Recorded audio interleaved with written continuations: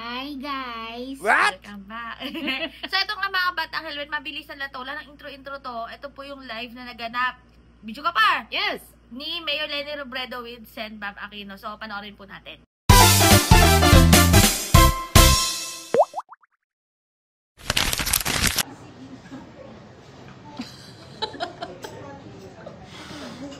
Hi everyone!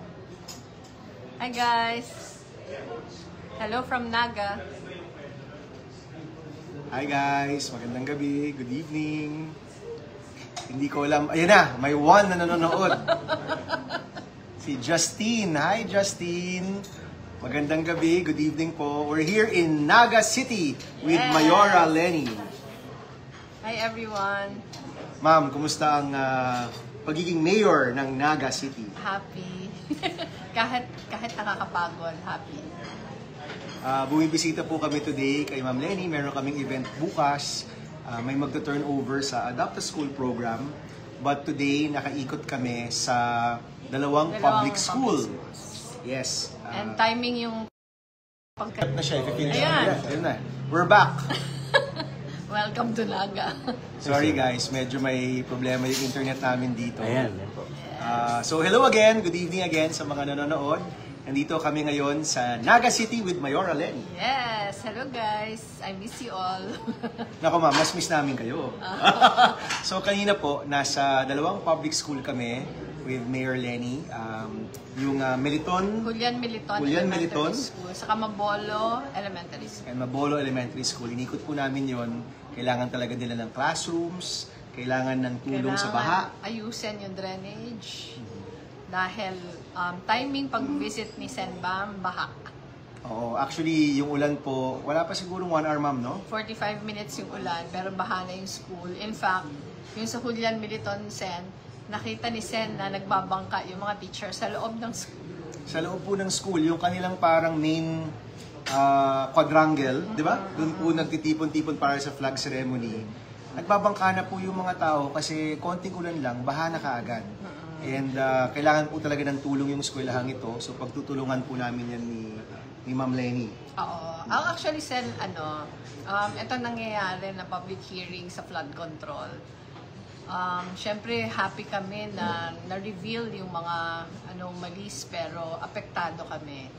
Kasi yung mga na-solicit namin na kailangan sana ng Naga na programs from DPWH for flood control, nahinto yun. Ma'am, nanonood ang kaibigan natin, si Senator Robin Padilla. Hi, Sen Robin! Hello po. Ayun, binisita kami niyan, Sen, ni Sen Robin during Typhoon Christine. Sen, kinikwento ko pa lang kay Sen Bam na ikaw yung pinakaunang nakavisit dito na senator at the height of Typhoon Christine. Hindi pa siya, Sen, nakadaan sa road kasi isolated yung Naga doon, kaya circuitous yung dinaanan niya. Pero dahil gusto talaga makarating. And ma'am, si Sen Robin, full support siya sa blockchain the budget bill. Oo, napakagandang bill. Isa pong mahalagang panukala na pwede pong tapusin yung korupsyon pagdating sa mga kontrata na alanganin, mga overpriced, matitigil po yan doon sa blockchain the budget bill. Marami pong nanonood din, ma'am. Pwede tayo mag-hi, no? Although medyo malayo-layo siya. Si Mike, watching from Dubai. Hi, Mike! Hello. Sorry, hindi ko nababasa. Dapat yata magsalamil ako. Ma'am, si Jennifer. Good evening from Kamsur, Ayun. sabi po ni Jennifer. Si Kathy. Hi, Kathy. Genmo, CBSU, Sen. Oo, sabi niya po, thank you sa salamat libreng sa libreng kolehiyo. kolehiyo. Ano po, we're doing our best po na itaas yung budget ng scholarships. Yan yung isang pangako po natin nung nakaraang kampanya, itataas po natin yung scholarships para mas marami Kasi makilala. Sen, yung problema, meron po dito sa Naga, meron isang state college. Maraming gusto makapasok, napakahusay na school, pero very limited ang slots. Opo. Dahil sa budget. Actually, ma'am, lumalabas maybe 50% lang or even sometimes 30% lang na nag-a-apply ang nakukuha dahil limitado po yung budget ng mga state university. Next, From Saudi. Yes. Nasa Saudi Arabia, pero taga-Naga. Opo. Yan. Si Rafael Salazar from Dagupan naman po. Hello po sa mga taga-Dagupan. Yan, si Venus Ren says hi. Thank you, sabi niya, two of our most trusted leaders. God bless you both. Maraming salamat. Maraming salamat sa inyo. Alright. Happy po kami, nabisita kami ni Sen.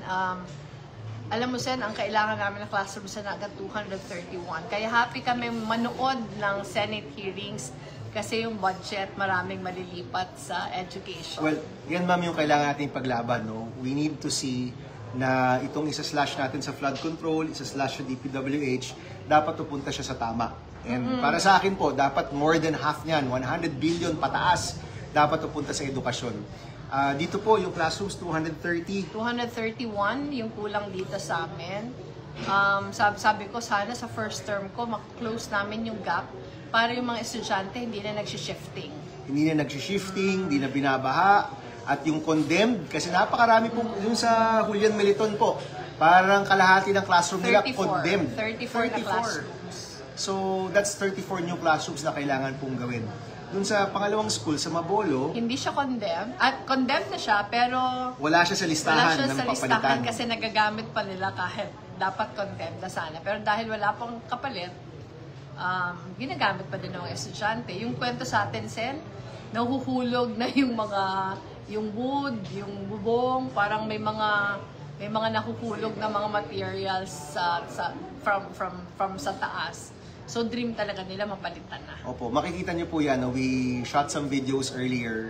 Masya-shock po kayo dun sa taas ng tubig sa loob ng eskwelahan with 45 minutes na ulan. Wala hong bagyo, hindi ito habagat. 45 minutes na ulan lang.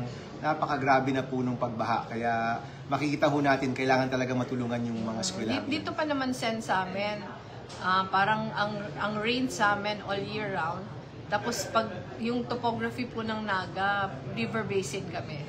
So ang daming waterways na dumadaan dito, tapos kami yung lowest point.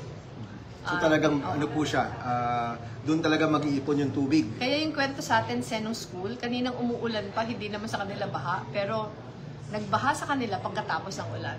Kasi nadalo yung tubig sa kanila. Totoo. Nako ma'am, are we ready to... Alam mo kanina ma'am, sabi ko nga, hindi kaya mas magandang ilipat na lang yung school. Yun nga, Parang hindi option, ano? Hindi option only because yun kasi Sen yung pinaka-populated na barangay dito. So wala na talaga space. Mapapalayo din yung mga bata pag nilipat mong malayo. So syempre yung pinaka-goal natin, walking distance lang sana yung school sa kanila. Opo. And alam niyo po, dun sa unang school na napuntahan po namin, nakita ho namin doon yung isang Angat Buhay School.